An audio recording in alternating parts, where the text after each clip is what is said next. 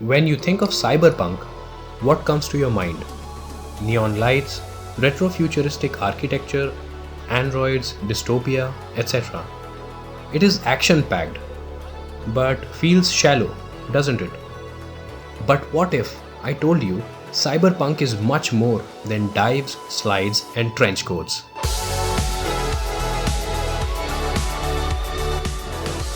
It is a genre about a problem that keeps changing shape but never goes away. What is a human? When we can build something that looks, thinks, and feels like us, that is the dilemma. Not the aesthetics, not the neon. That's just the surface. Because beneath all the neon lights and giant skyscrapers, cyberpunk has always been obsessed with one thing. The fear that one day the things we create might stop feeling artificial. And an even bigger fear that we may not even care when that happens. It all began with a question. Do androids dream of electric sheep? A novel released in 1968 that essentially started everything. The Blade Runner franchise is based on this novel. If a machine can think, if it can feel, if it can fear death, is it still just a machine? The West asked that question in a very specific way, by drawing a line, human and not human, original and replicant. A clean boundary, comforting, controllable. And in 1982, Blade Runner established cyberpunk. Rain-soaked streets, endless concrete, neon lights reflecting off puddles in a city pulsating with life. Blade Runner was not just creating a world, it was creating a mood. But the moment you create something in your own image, that line starts to crack. It showed us something uncomfortable. Replicants are not tools. But they were essentially created as slaves, right? I still cannot understand why would you create a slave race that can think exactly like you, feel exactly like you, and then expect it not to rebel. And then the humans decided that replicants are not alive, not because they lack experience, but because they lack the right origin and biology. We build a test, a machine to detect machines, and we trust it. But that raises the core problem, as seen in the bizarre case of Rachel. If you don't tell a replicant what it is, it believes it is a human.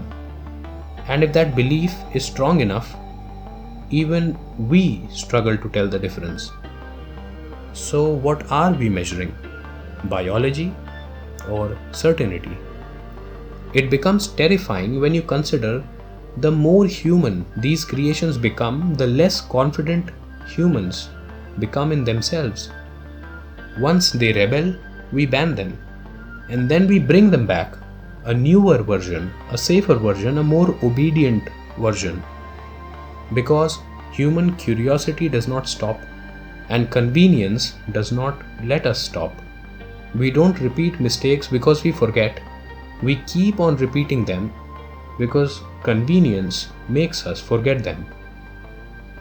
That was the Western foundation of cyberpunk. Visceral, dystopian, philosophical, pretty foundational to the genre. And then Japan answered with an explosion. In 1988, Akira explored cyberpunk. It made you feel it. A city collapsing under its own ambition, power growing faster than understanding, a future that does not wait for philosophy. While the West asked, "What is a human?" Akira showed us what happens when we lose control even before we can figure out an answer.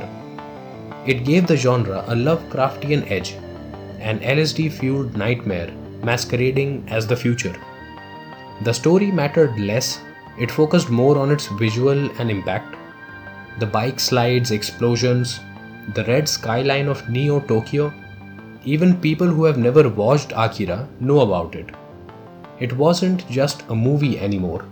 Cyberpunk had become an identity. But even then, the genre was not complete.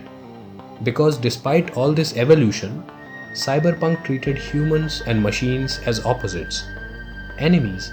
There was still a line separating both worlds. It was waiting for a big change. And then in 1995, Ghost in the Shell arrived on the scene. A perfect mix of cybernetic aesthetics, dystopian atmosphere, great music, and genre-defining animation. The daring 90s, a turning point for anime as a medium. Studios had found an international audience and were making leaps in terms of animation and direction, all the way from Studio Ghibli and Toei to Madhouse and Gainax.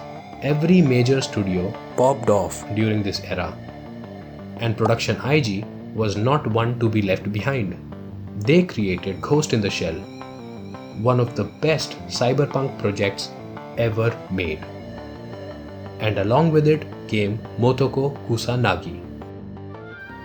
It was a time when we started seeing full-fledged female protagonists in anime, not just 1/3 of a trio, not a supporting role, and finally stepping out of the magical girls genre. But Motoko Kusanagi, or the Major, wasn't just important because she was a woman. She was important because she carried the philosophical weight of the entire genre on her shoulders. The Major became irreplaceable for cyberpunk. A strong female protagonist in an action thriller show. Something rare even today, and without a doubt one of the best ever since.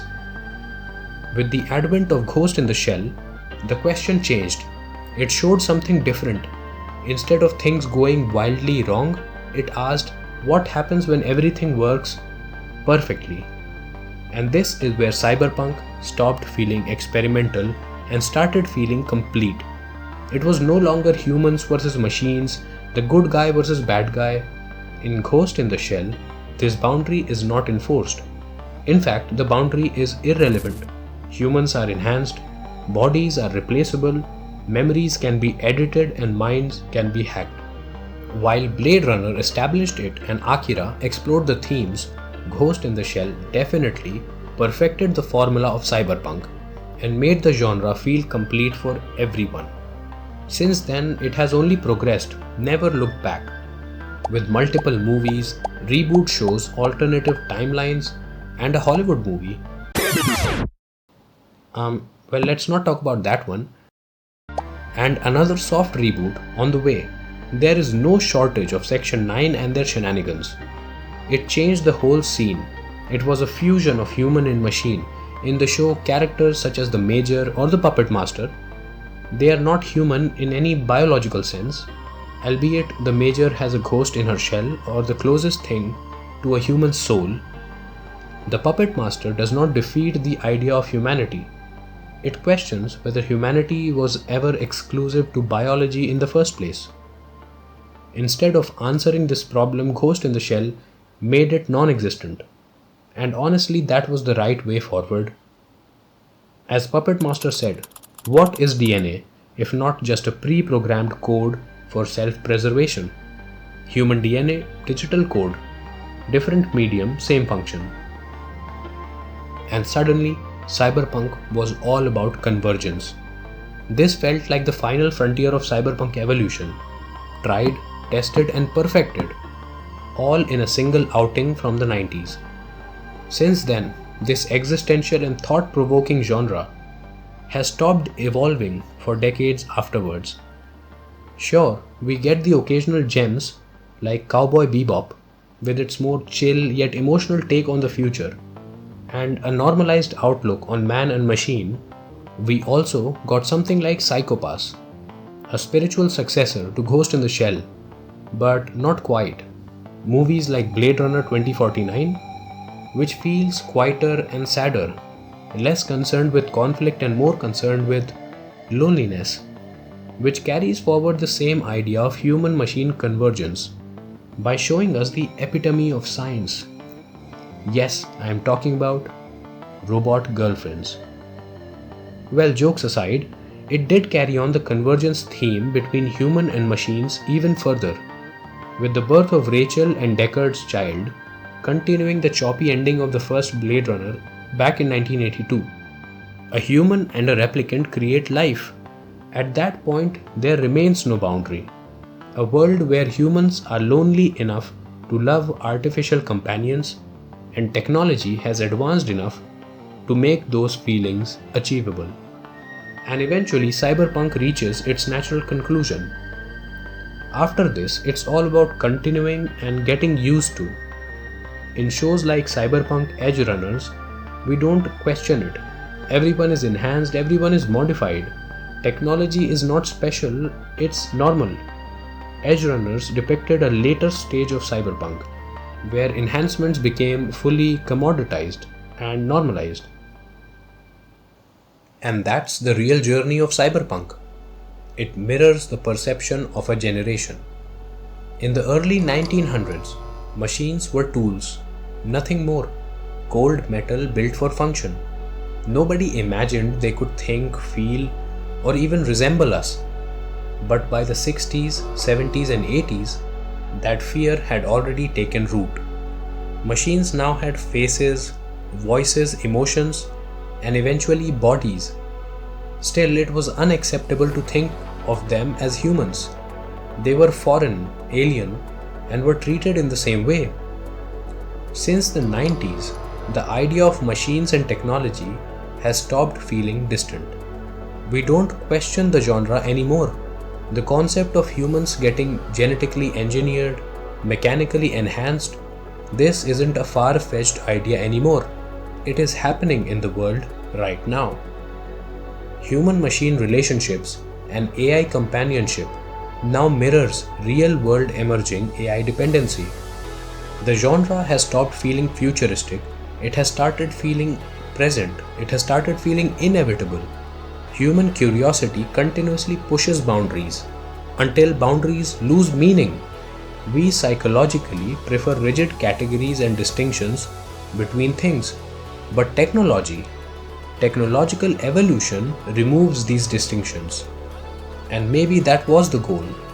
That's why cyberpunk has remained relevant for so long, more now than ever before, because every passing decade brings us closer to the world of cyberpunk.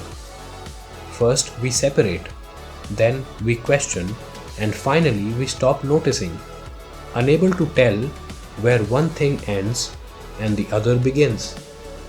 And maybe that was the ending cyberpunk was seeking from the very beginning.